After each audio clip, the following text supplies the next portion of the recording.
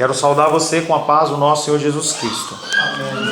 Glorifico a Deus pela vida da Lourdes, que escolheu esses louvores, que tem tudo a ver com a palavra. Não porque nós previamente conversamos, mas porque o Espírito Santo, ele é o mesmo. Quero realmente ver você louvando a Deus, independente das circunstâncias. É muito fácil louvar a Deus com uma conta bancária recheada, com a sua saúde em ordem, com o teu emocional perfeitamente ok, você estar bem com os seus pais, com seus filhos, com suas esposas, maridos. É muito fácil você louvar ao Senhor, mas realmente nós temos que entender que nós temos que louvar ao Senhor em todas as circunstâncias, e esse é um louvor que realmente desafia você. Talvez você tenha cantado porque estava aqui, porque você ouviu e você deu continuidade, mas são palavras que são necessárias que você comece a aplicá-las na sua vida. Não fique apenas no sentido de algo, um momento, o que você passou na igreja, não, mas que você possa realmente aproveitar esse tempo na casa do Senhor para ser um tempo de ensino. Você possa realmente aprender a respeito disso. Estamos indo nesta noite para o penúltimo bloco do Evangelho de João, capítulo 16. Se o Senhor assim o permitir, semana que vem eu estarei finalizando 16. E aí nós vamos andar cada vez mais rápido em direção ao fim. Um fim que é o nosso começo. Quero convidar você a abrir a palavra de Deus no Evangelho de João. Já deixa aberto aí. Daqui a pouquinho nós vamos ler Evangelho de João, capítulo 16, versos 25 em diante. Deixa aí, vamos fazer a nossa abertura antes. Em nosso último encontro, estivemos meditando sobre o tema Esperança de vida eterna em Cristo. Shirley falou, fez um comentário, acho que é a Shirley, fez um comentário exatamente em relação a isso. Nosso problema é que nós focalizamos muito a nossa vida aqui. Nós nos indignamos demais. Nós achamos que nós temos muitos direitos. E quando você cria esse tipo de expectativa em relação a situações, pessoas e coisas, você se frustra. É irremediável. É algo que acontece na sua vida e não dá para voltar atrás. As pessoas nos frustram. E nós temos que entender que a nossa esperança não é uma esperança de vida plena aqui. Sebastião falou sobre isso também. Nós temos que entender que a nossa vida em plenitude, realmente ela vai ser na glória do Senhor. Mas não quer dizer que você não possa viver aqui na terra segundo os preceitos e segundo a vontade do Senhor. Esperança foi o título da semana passada. Esperança é algo que está em falta no mundo. Se tivesse um mercado, com certeza esse produto estaria em falta. Talvez os mais jovens não tenham passado por isso, mas na época em especial do Plano Collor, em que a inflação ela estava galopante, 30%, 40%, 50% ao mês, você ia no mercado procurar uma farinha láctea, você não encontrava, porque alguém já tinha comprado um grande estoque para ter na sua casa. Você ia comprar um produto qualquer e não tinha. As prateleiras elas oscilavam entre cheias e vazias. E esperança é um produto que está em falta no mundo. Primeiramente porque tem sido algo depositado em coisas passageiras e que fatalmente irá nos frustrar. Se você depositar no temporal, você se frustra. As pessoas que dizem que te amam, elas demonstram outras coisas. Se você espera que as pessoas demonstrem algo, você se frustra. O ser humano se encontra perdido e vai continuar assim, se continuar buscando refúgio nos lugares errados. Se você continuar depositando a tua confiança em homens, em situações, em aposentadorias, em planos de saúde, e eu não estou dizendo para você não ter, você vai se frustrar. Porque quando você precisar dessa pessoa ou desse recurso, você vai se frustrar. Cristo é a nossa única solução. Não há outra solução. Nossa solução chama-se Jesus Cristo. Sem Ele, é como se entrássemos num beco sem saída. E se você não retornar, é o que fala em Apocalipse, se você não retornar para ver onde você caiu e você voltar, você fica perdido dando cabeçada na parede. Para aqueles que se curvam em obediência perante a sua autoridade, o prêmio é nada menos do que a vida eterna ao lado do Senhor. Isso é uma garantia. Se você, em vez de procurar nas coisas do mundo, procurar refúgio em Deus, Ele garante que mais dia menos dia você vai estar com Ele na glória. E é algo que ninguém pode tirar de você. O verso que ficou da semana passada foi João 16, 22, que diz: assim também vós estáis tristes. Por que os discípulos estavam tristes? Porque eles depositavam a esperança na figura de um Cristo humano, um Cristo que era um grande líder, e não na figura de um Cristo que iria morrer. Assim também vós estáis tristes, mas eu vos verei de novo, e o vosso coração se encherá de alegria, e essa alegria ninguém poderá tirar. Aqui na terra, temos uma vida repleta de tristezas e frustrações. Mas a presença de Cristo nos garante o elemento essencial para continuarmos caminhando. Chama-se esperança, fé.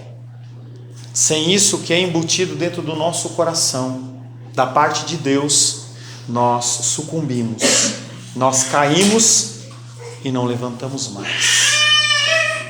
Nós precisamos desta força, nós precisamos dessa energia. Esperança que o mundo carece, o mundo não tem esperança, e que pode receber através da minha vida e da sua vida.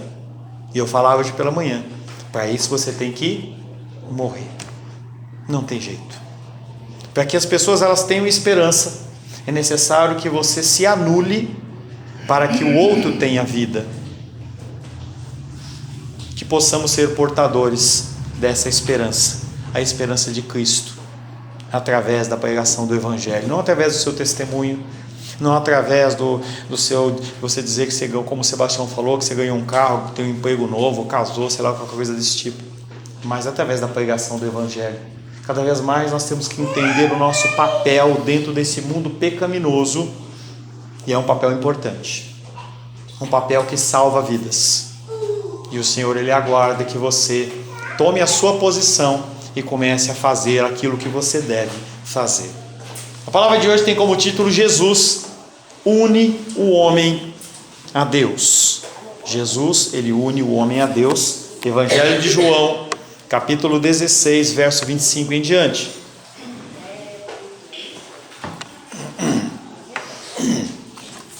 Evangelho de João, capítulo 16, versos 25 em diante, assim diz a palavra de Deus: estas coisas vos tenho dito por meio de figuras ou parábolas. Vem a hora em que não vos falarei mais por meio de comparações, mas vos falarei claramente a respeito do Pai. Naquele dia pedireis em meu nome, e não vos digo que rogarei ao Pai por vós, porque o próprio Pai vos ama, visto que me tendes amado e tendes crido que eu vim da parte de Deus. Vim do Pai e entrei no mundo, todavia deixo o mundo e vou para o Pai. Disseram os seus discípulos: agora é que falas claramente e não empregas nenhuma figura ou parábola. Agora vemos que sabes todas as coisas e não precisas que alguém te pergunte. Por isso, cremos que, de fato, vieste de Deus. Respondeu-lhe Jesus: credes agora? Só agora? Eis que vem a hora e já é chegada, em que sereis dispersos, cada um para sua casa, e me deixareis só. Contudo, não estou só, porque o Pai está comigo. Estas coisas vos tenho dito para que tenhais paz em mim. No mundo passais por aflições, mas tende bom ânimo, porque eu venci o mundo. Palavra do Senhor. Senhor Deus, queremos te louvar por mais uma vez estarmos na tua casa, por mais uma vez que estas portas se abrem e o Senhor nos possibilita ouvir a tua voz, Pai. Peço que mais uma vez que o teu espírito de entendimento seja sobre as nossas vidas, Pai.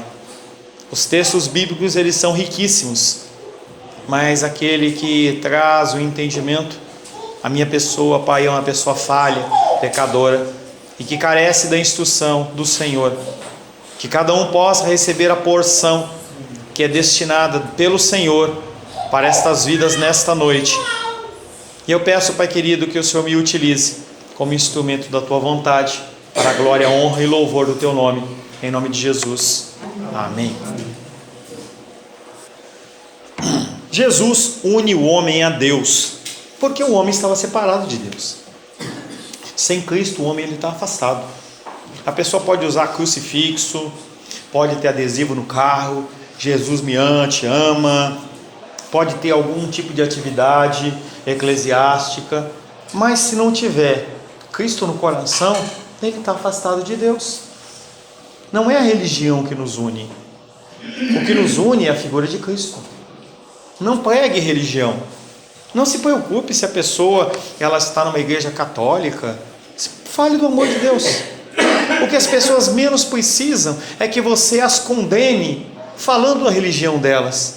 Mas se você fala de Cristo, se você fala da sua palavra, se você fala do seu amor, sempre os corações eles vão estar abertos a isso. E mesmo que não estejam, você cumpriu a sua parte. João 16, 25 é o nosso primeiro versículo, que diz o seguinte: estas coisas vos tenho dito em parábolas, mas vem a hora, e não é a hora que ele está falando com os discípulos, mas vai vir a hora, vem a hora em que já não vos falarei mais desta maneira, mas vos falarei claramente a respeito do Pai. A intenção de Cristo com esse versículo é injetar coragem naqueles homens. Eles estavam como numa montanha russa, creio, não creio, Deus é bom, não é bom, e vai, sobe, pode pôr aqui em cima, não em cima do papel, aí, na madeira. A intenção de Cristo é injetar coragem nos seus discípulos, para que eles pudessem nutrir boas esperanças em fazer progresso, em crescer. Embora até agora, tudo que nós vimos é que os discípulos não entenderam nada. Muitas vezes, eu me olho no espelho e falo: Paulo, você não entendeu nada.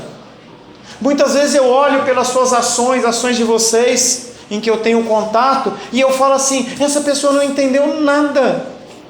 Nós estamos andando há 1, 2, 3, 5 anos juntos, e a pessoa não entendeu nada.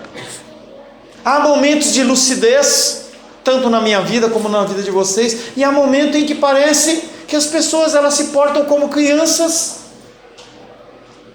E é a mesma situação dos discípulos.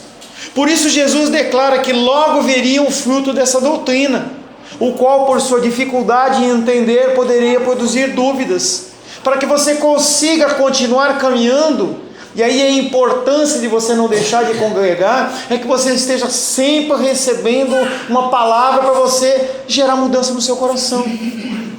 É por isso que eu digo para você que eu não tenho festa para você. É por isso que eu digo para você que eu tenho muito mais palavras duras para você do que ficar passando a mão na sua cabeça. Porque você não age como uma pessoa adulta, você age como uma criança. Se magoa facilmente, profere palavras que magoam as pessoas facilmente, se porta em situações como uma criança.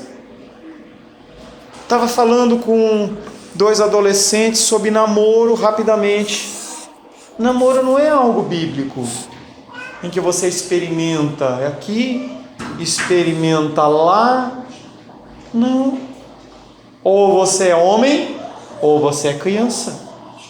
E para que você seja homem, no sentido ser humano, adulto, você tem que ter responsabilidades e ações de um adulto, porque senão você é uma criança. A hora a que Jesus se refere não é a hora que eles estavam falando, mas é a hora da sua ressurreição. João 16, 22. Assim também agora vós tendes tristeza, mas outra vez vos verei, o vosso coração se alegrará e a vossa alegria ninguém poderá tirar. Algo que ocorreu há mais de 2000 anos atrás, e que quando aqueles homens tiveram contato com Cristo crucificado, eles mudaram. Eles mudaram, e você também tem que mudar. Não há mais espaço para decisões infantis. Não há mais espaço. Na verdade, nunca houve. Cristo habitando em nós, nós temos que agir como adultos espirituais, porque o mundo carece disso. As pessoas que estão à nossa volta carecem disso. Nossos pais, falava com a minha tia hoje, meu papai, minha irmã, meu sobrinho, meu tio, minha tia. E eu sei que se eu for franquear para você, você vai falar de muitas outras pessoas que precisam começar a andar de uma forma correta. Mas se você que é o exemplo não anda, você acha que ele vai entrar nessa vereda de sofrimento? Não vai. Sua fala sobre o Pai, porém, não consistirá em explicações de palavra, e sim na comunicação da sua própria experiência do Pai pelo dom do Espírito. Jesus não tem mais ensinamentos a dar ali, mas você tem. Você ainda tem muita coisa para falar. Se você está vivo, o teu propósito ele não acabou aqui na terra. Por mais que as pessoas elas busquem muitas vezes a morte, você tem propósitos aqui na terra. E o teu propósito é testificar desse grande amor. Mas para isso você tem que agir como um adulto. Com a chegada da hora, sua ascensão e vinda do Espírito Santo, a linguagem usada por Jesus se tornará clara. As pessoas só conseguem entender a palavra de Deus através do Espírito Santo. Se aquela pessoa não tiver o Espírito Santo, ela não vai entender nada. Sua função, continuar falando, continuar se portando como um varão, como um guerreiro, como uma auxiliadora, como um homem e uma mulher de Deus. Pessoas que eles possam olhar e falar assim: erra, peca, mas eu posso ir lá conversar com eles. Salmos 111, 105. Importante ressaltar que o problema não está na palavra. O problema não está na palavra. A palavra é perfeita. O problema está em mim. O problema está em você.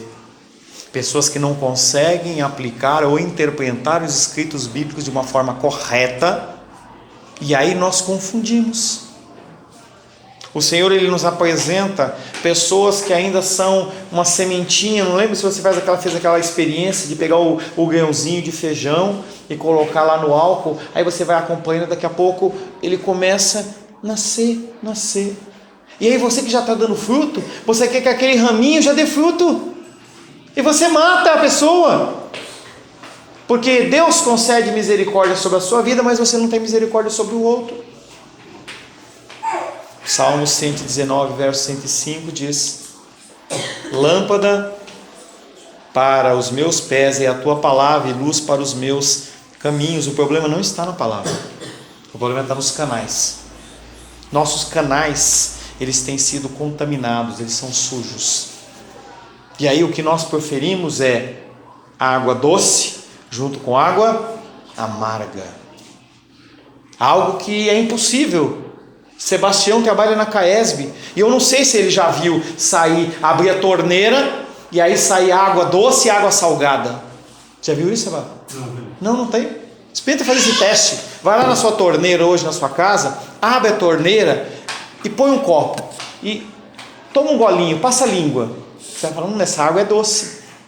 Aí você fecha a torneira, abre de novo e toma mais um pouquinho, depois tira no outro dia também, e você vai ver que a água ela não muda, o manancial é o mesmo.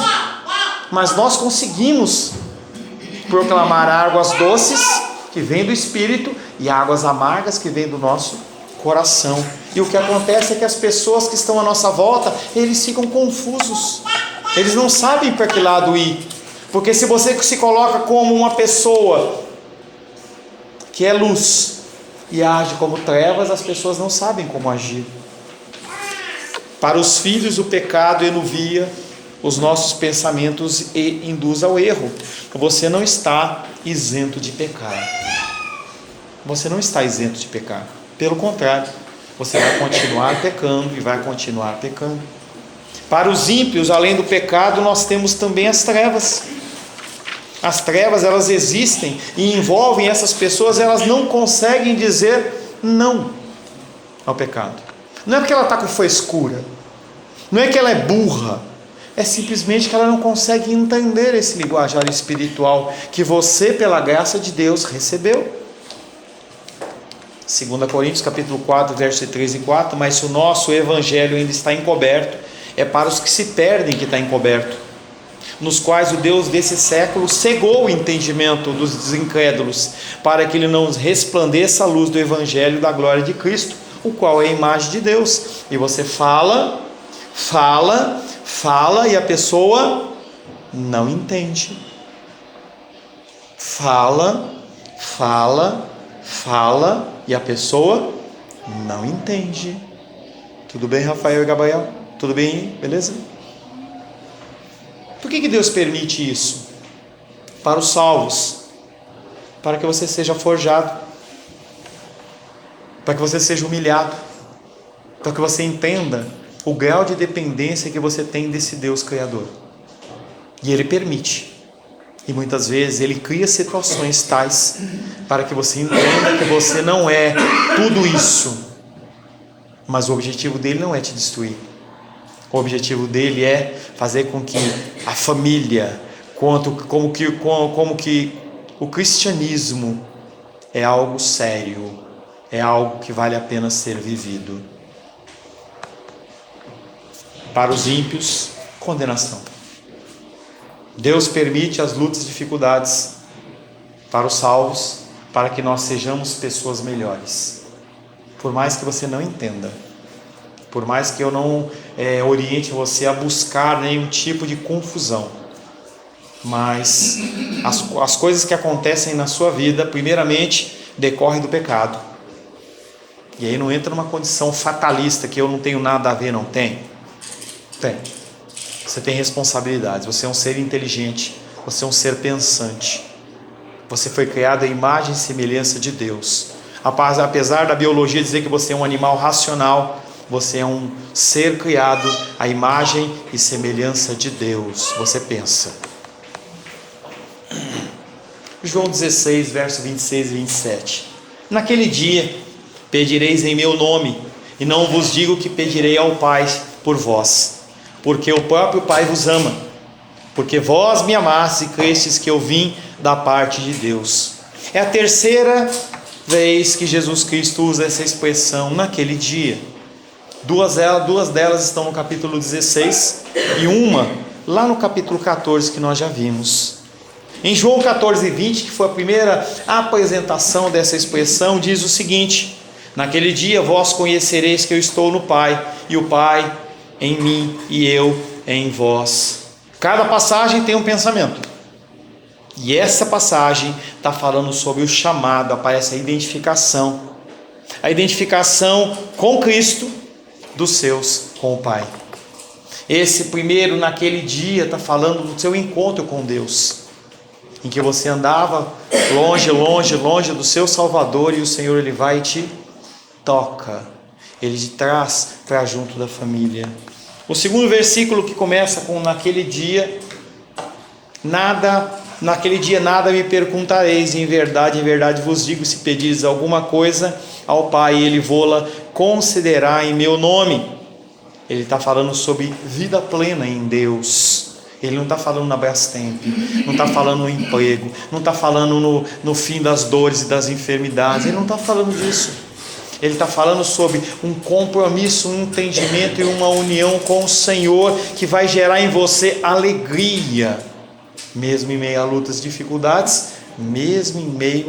dificuldades. Você vai conseguir olhar para a situação e falar: o meu Redentor vive. Aleluia. A terceira passagem é essa que nós já lemos, João 16, 26, que diz: naquele dia pedireis em meu nome, e não vos digo que pedirei ao Pai por vós. Esse texto fala de uma união produzida pelo Espírito Santo, que vai nos permitir não só ser chamados, mas nos achegarmos a Deus. É diferente você chegar num lugar e você, dentro do lugar, você se achegar mais. Quando ao chamado você é colocado como filho. Mas um filho longe, um filho que não entende, que não tem desejo, que não tem fome, que não tem sede, tanto faz. Nesse terceiro texto ele está falando sobre uma santificação progressiva. A palavra sendo apresentada para você, dia após dia, fazendo com que você cresça.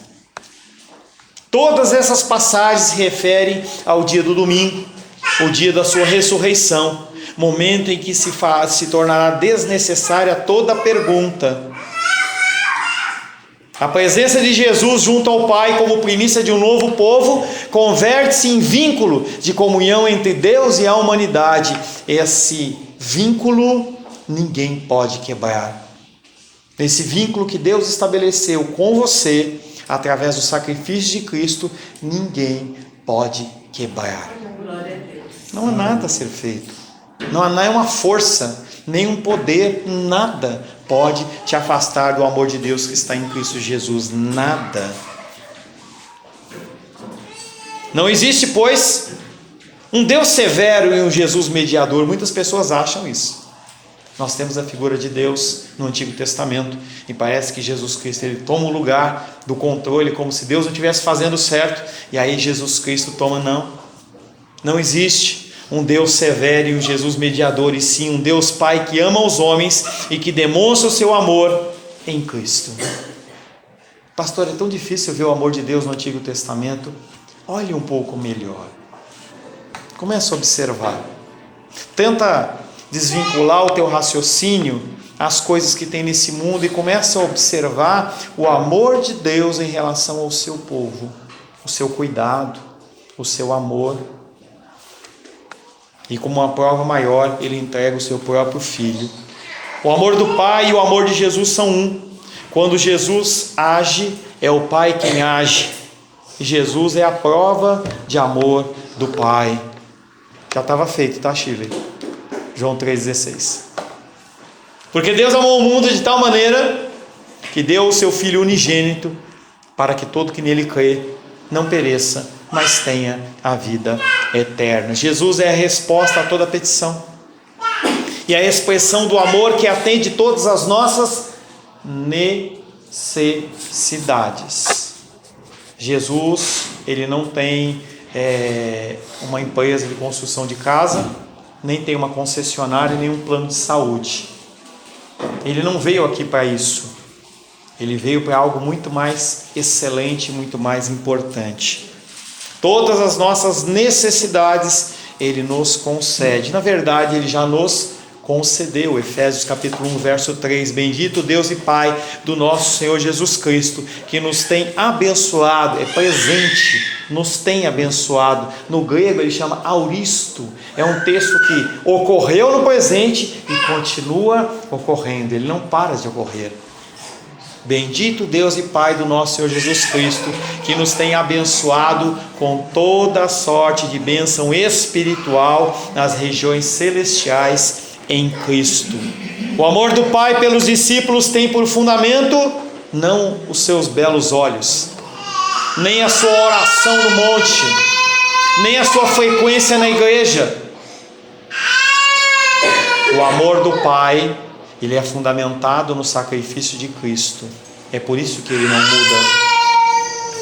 Com esse sacrifício, Jesus quer que os seus seguidores entendam que a frase em meu nome não significa que eles se distanciaram de Deus. Ele fica parecendo que Jesus Cristo aparece porque Deus não deu conta, e aí ele entra no meio. Agora tem que ser eu. Não é isso. Não é algo que agora toda oração tem que passar por mim, como se fosse Jesus fosse o dono da bola no jogo. Agora eu vou embora, eu levo a bola e ninguém brinca mais. Não, ele é só um canal. Ele se transforma por uma ponte, porque o meu pecado e o seu pecado impossibilita que nós vamos ao Pai. E ele simplesmente estabelece esta ponte. Ele permite que você ande sobre as suas costas, sobre a sua palavra. E ele não reclama, porque ele entende o que é dizer ou não para a sua vontade. Se possível, Pai, passa de mim esse cálice, mas que não seja feita a minha vontade, mas a tua. Cristo tem livre acesso a Deus. Em Cristo nós temos livre acesso a Deus por seu intermédio. Jesus restabelece algo que foi perdido lá no jardim do Éden. Gênesis 3:8. Quando ouviram a voz do Senhor Deus, que andava no jardim pela viração do dia, esconderam-se da presença do Senhor Deus, o homem e sua mulher, por entre as árvores do jardim. Isso é tão interessante. As pessoas pecam e elas somem da igreja, ficam com vergonha. As pessoas elas ficam com vergonha de dizer: pastor, eu errei. Uma nuvem de justificativas, uma nuvem de desculpas esfarrapadas que não levam absolutamente nada. Ninguém quer ouvir a sua explicação. Jesus Cristo não quer ouvir a sua explicação. Ele quer que você mude e você se arrependa. Se arrependa e mude. É isso que Ele espera de você. Não há justificativa para uma ação. Não há uma justificativa para uma grosseria. Não há justificativa para uma agressão física ou verbal. Não há. Não adianta você colocar mas, entretudo, contudo. Não adianta. Você simplesmente tem que abaixar sua cabeça e falar: errei. Deus, me ajuda a não pecar de novo. E continua caminhando. Continua caminhando. Talvez se Judas tivesse feito isso dentro da minha visão humana, é claro que dentro da palavra não iria ocorrer isso, mas se Judas fosse para Jesus, olhasse lá para ele e falasse: Jesus, eu te entreguei, será que Jesus Cristo ia falar: vai para o inferno? Ou ele ia perdoar?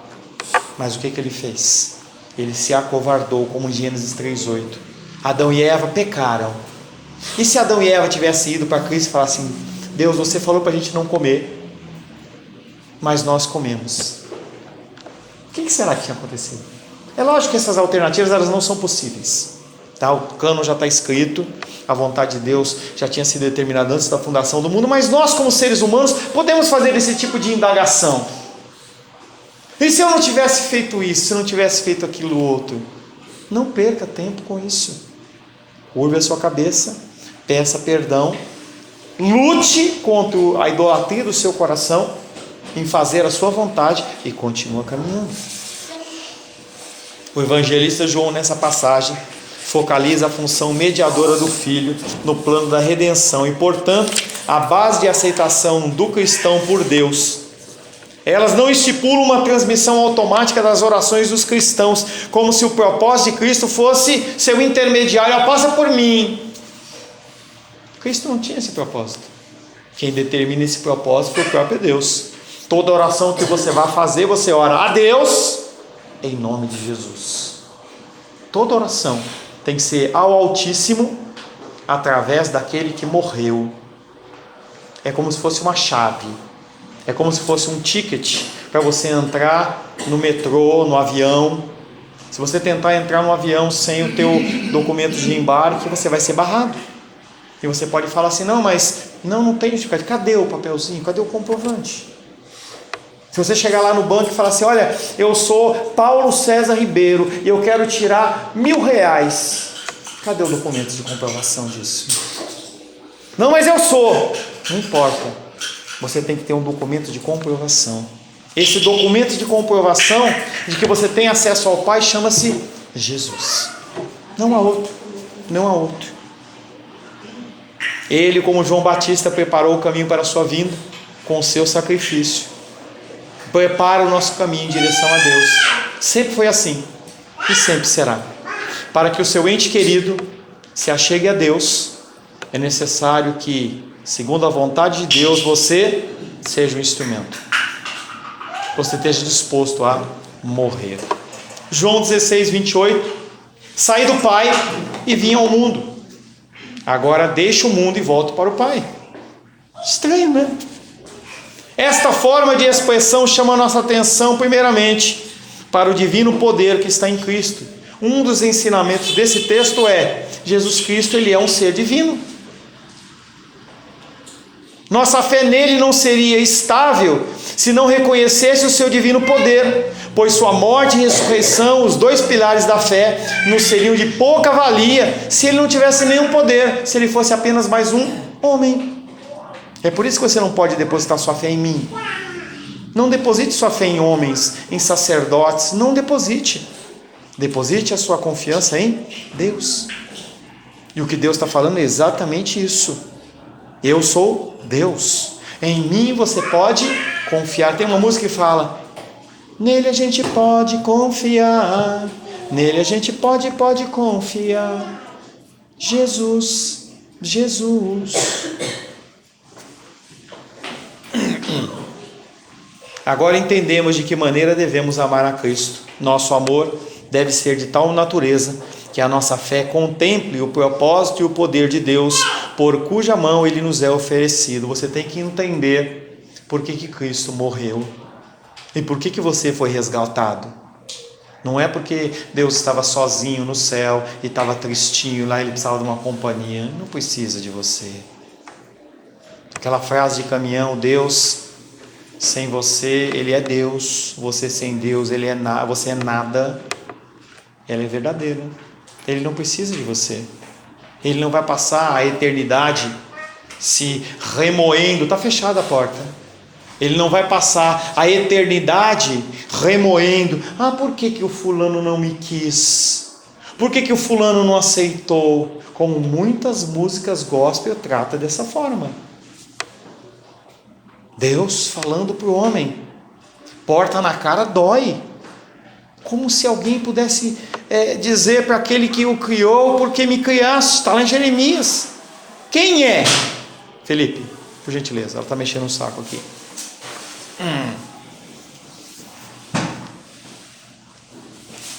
Nós temos que entender por que Jesus Cristo foi oferecido.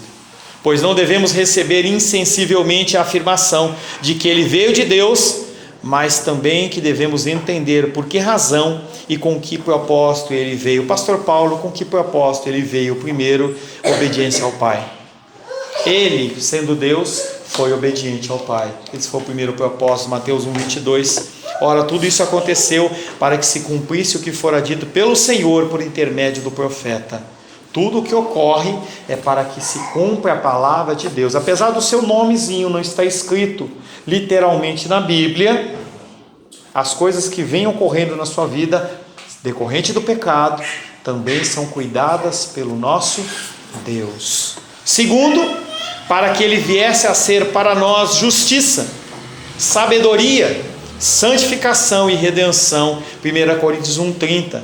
Mas vós sois dele, em Cristo Jesus, o qual se nos tornou da parte de Deus sabedoria. Em Cristo você é sábio, em Cristo você é justo, em Cristo você é santo e em Cristo você é redimido. Jesus então resume seu itinerário. Vinha a partir do Pai e então volta ao Pai. João 13:3. Sabendo este que o Pai tudo confiara às suas mãos e que ele viera de Deus e voltava para Deus. Você entende a importância da gente meditar o Evangelho de João de uma forma expositiva? Esse versículo já está lá atrás.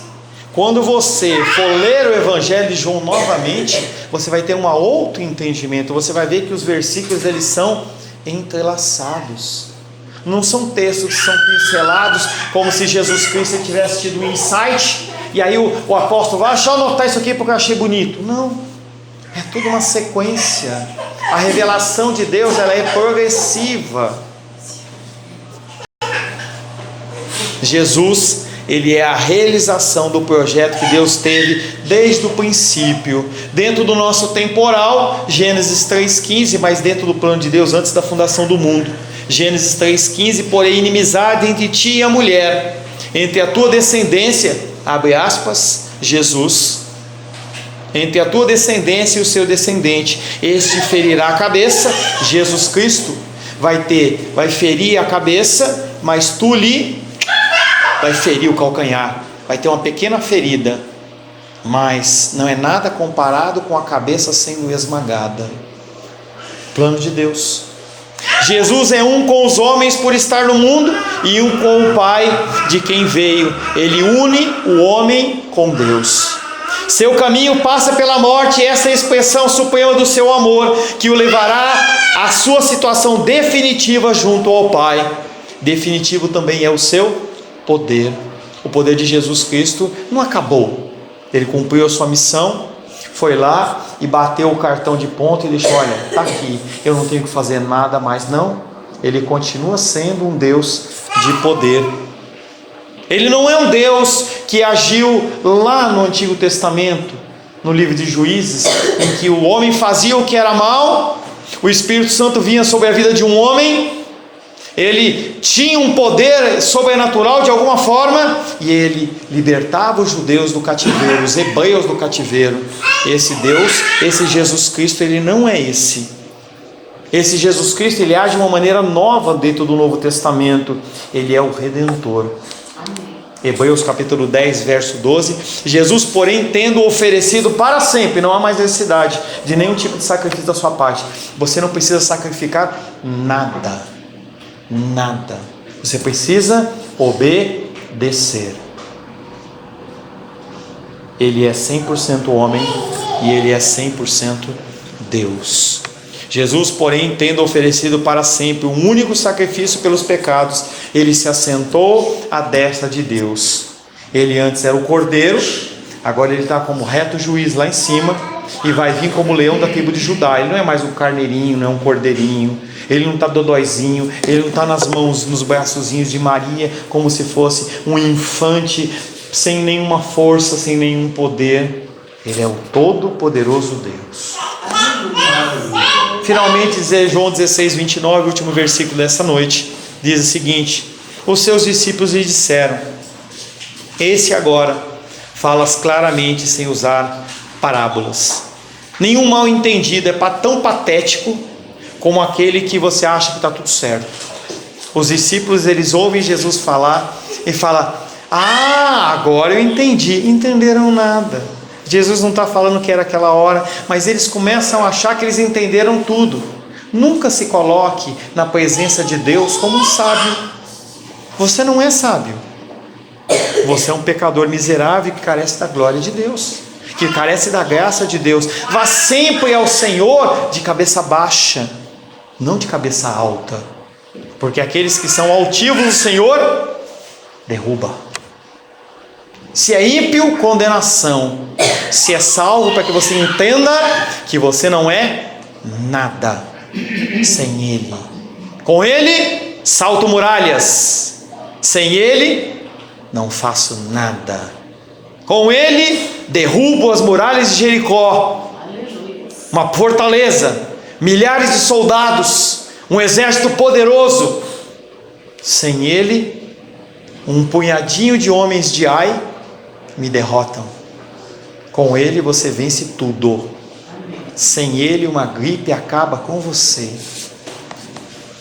Os seus discípulos lhe disseram: eis que agora falas claramente, sem usar parábolas. Nenhum mal entendido é mais patético do que aquele que já se considera resolvido, ignorando ou não compreendendo a insistência de Jesus de que o tempo para a fala do seu inimigo, do seu enigma, encontra-se logo adiante, conforme nós lemos de João 16, 25. Seus discípulos pensam que ele já está falando sem figuras de linguagem. Isso mostra quão poderosa foi a eficácia desta consolação, pois subitamente gerou um estado de grande euforia nas mentes, que anteriormente estavam abaladas e deprimidas. Quando nós começamos a falar de João 16, aqueles homens estavam tristes, agora eles se enchem. João 16, 22, assim também vós estáis tristes. Era como eles estavam. Mas eu vos verei de novo, e o vosso coração se encherá de alegria. A vossa alegria ninguém poderá tirar. Mas o tempo não é agora. Tanto que a gente vai ver no caminhar do Evangelho, a gente vai ver que quando Jesus é ferido, eles se dispersam. Não sobra nenhum para contar a história. É claro que os discípulos não entendiam ainda plenamente o significado do discurso de Cristo. Mas embora não fossem ainda capazes de entendê-lo, o simples perfume dele os refrigerou. E é isso que é um dos meus objetivos como pastor, Senhor. Trazer para você esperança. porque você acha que vai andar tudo bem. Você começa a caminhar e daqui a pouco você olha para o seu joelho e ele está ralado, porque você acabou de cair. É natural. E o Senhor, ele pega você pela mão novamente e fala: vamos caminhar mais um pouquinho, vamos caminhar mais um tiquinho. Ao exclamar que seu mestre fala abertamente sem qualquer figura, sua linguagem é certamente exagerada. No entanto, eles declararam que sentiam. O mesmo ocorre conosco nos dias atuais, por aquele que só tem provado um pouco da doutrina do Evangelho, se sente mais inflamado e com maior alegria e energia do que se tivesse ouvido os maiores sábios do mundo. Cada um de vocês, eu já contemplei isso. A gente começa a falar de uma teologia reformada, o olho seu ele brilha. Parece que você descobriu uma coisa nova. E você fica inflamado, eu quero isso. Daqui a pouco, teu pé se cai. Pastor, eu não quero mais, eu vou jogar tudo para o alto. Vou tirar da minha vida, vou desistir, eu não aguento mais. Mas e cadê aquela alegria toda? Cadê aquele momento em que você levantava aos céus e você chorava aqui na igreja ou no gabinete do discipulado? Você fala: que maravilha! Nós somos iguais a eles. Você tem que tomar cuidado. Você tem que tomar cuidado para você não ser uma semente que caiu no meio das pedras. Porque a semente, quando cai no meio das pedras, ela cresce rápido. Mas por não conseguir enterrar as suas raízes, ela seca. Que você não seja uma raiz como essa que seca. Não só isso, mas os gemidos que o Espírito de Deus produz nos corações dos santos são provas suficientes que Deus opera de uma maneira secreta, além da capacidade deles, pois de outra forma Paulo não os chamaria de gemidos inexprimíveis. Quando eu vejo você dizendo que você vai abandonar e vai desistir, eu olho e falo assim: vai nada, vai nada. Deus não vai deixar. Deus tem um propósito. E não é uma palavra motivacional para você. Não é isso. É a palavra de Deus. A palavra de Deus, ela bate e assopra. Porque se você só começar a tomar pancada, chega uma hora que você abandona. Ele olha para você como um ser humano normal. Ele abomina o seu pecado. Ele abomina a sua fala, os seus pensamentos. Mas Cristo morreu por você. E isso é suficiente para Deus passar por cima de todas essas coisas, por mais que isso o incomode. Devemos entender que os apóstolos estavam cientes de ter feito algum progresso, de modo que podiam ver com verdade que agora já não achavam as palavras de Cristo totalmente obscuras, porém enganavam a si mesmos nesse aspecto, imaginando que entendiam além da realidade.